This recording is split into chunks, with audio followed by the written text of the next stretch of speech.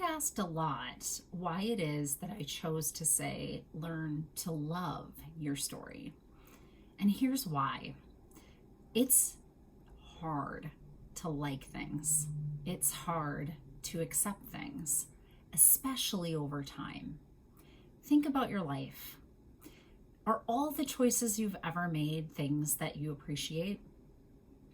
Probably not. Think about the things that you love. Are all the aspects of them things that you really love? Like, I love a fall pumpkin spice latte. I know it's not everybody's favorite, I get it. But I don't like that it has, I don't know, about 450 calories in it. Hi, I'm Dr. Natalie Marr. I'm a clinical psychologist and a life transition expert, and I've created Learn to Love Your Story to help you with this paradox. Your entire life is not something that you are appreciative of, happy about, proud of. There are choices that we've made that we really wish sometimes we could go back and change, and can't. So in order to create a growth mindset and be okay with who you are, what you've done at all stages of your life, be able to pivot out of any challenge, any amount of human suffering, you have to be able to love all of you. And that is why I chose that term. I want us to realize that loving things does not mean accepting all parts of them, approving of them, or thinking that it was okay or the best thing that you could do. Loving is just loving, even though it's a big, fat mess. Do you hear what I'm saying? And really, Learn to Love Your Story is all about giving you the underpinning skills to do that. It's hard. It's hard. I'm not saying that this is work that you just pick up one day. Like, I'm going to just choose to love all aspects of myself, like the ones that made choices that I'm not so proud of. That's never going to happen. But what could happen is that you could learn to love anyway. There's a core part of you that's been with you your entire life. And that part of you is the part I want you to stay in touch with. And that part of you isn't defined by all of these roles and scripts and social conditioning that tells you how good you are and if you're making the mark.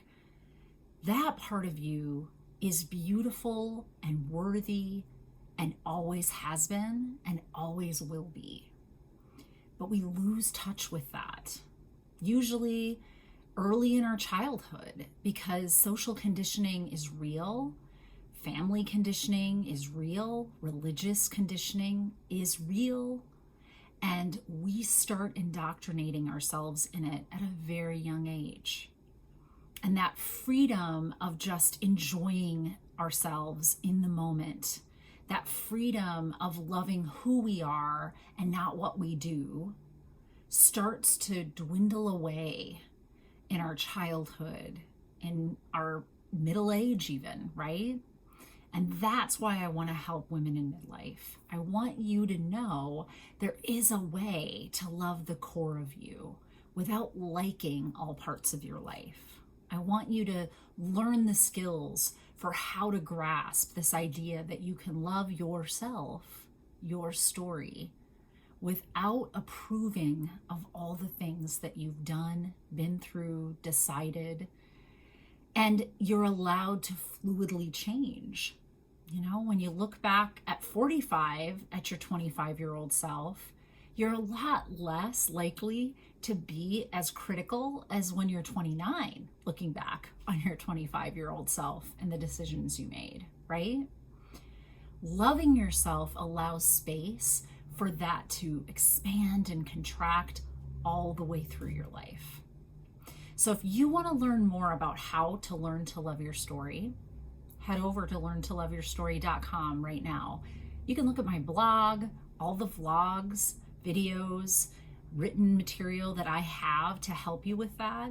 You also can look at our online courses or join our free masterclass. It's a Facebook group that is private, and every single month I will put on a free masterclass that explains these 5 different skill sets that help you learn to love your story.